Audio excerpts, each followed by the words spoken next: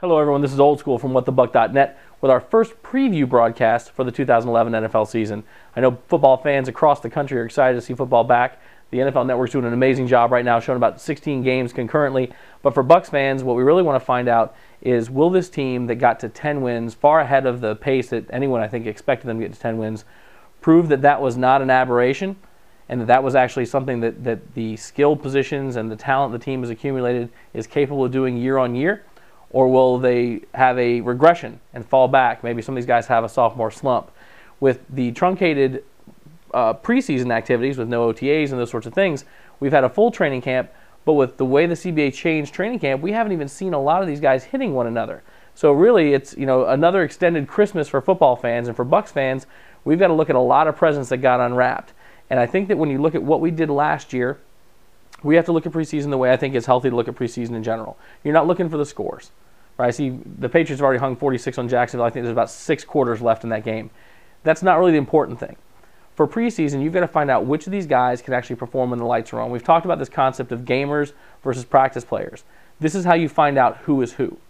Right? Your starters, we're not worried about Josh Freeman. We know what he can do. He's got to go out there and prove it in 16 games of the regular season and hopefully in the postseason. But during the preseason, you want to find those tweener guys. Who's going to be the guy that steps up? Can a Mason Foster actually be the Mike? Can he be the Mike in the nickel package too, or do we need to make Quincy Black be the Mike? What about Tyrone McKenzie? Can he fight Mason Foster for that spot, or is it going to be given to him?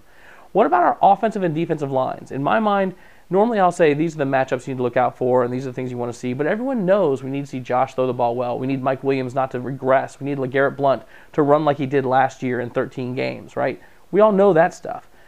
If you're a 10-win team, and you really believe you're a team that should have been in the playoffs and you should be a contender every year, you have to start to impose your will on people. You can't be a team that sneaks up on anybody. We've invested a lot of money in that offensive line.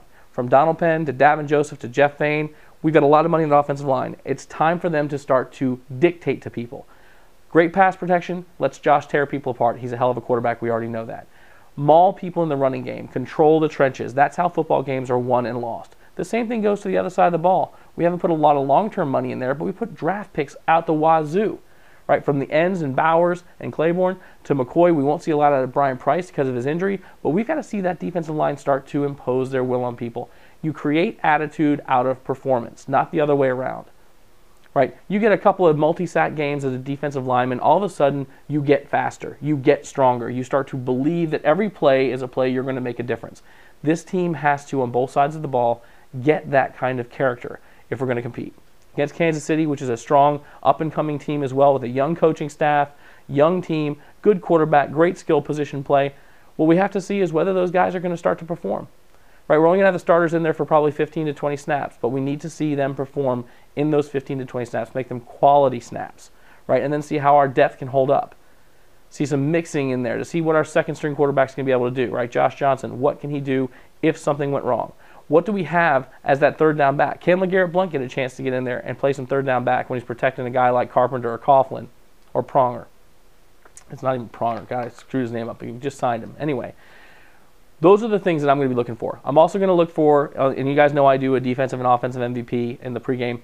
I like to see a guy like Preston Parker. A lot of people are calling out maybe an Ernest Graham or a Craig Lumpkin. I think Preston Parker's going to have an opportunity to shine because he's one of those guys who I think is on the hot seat.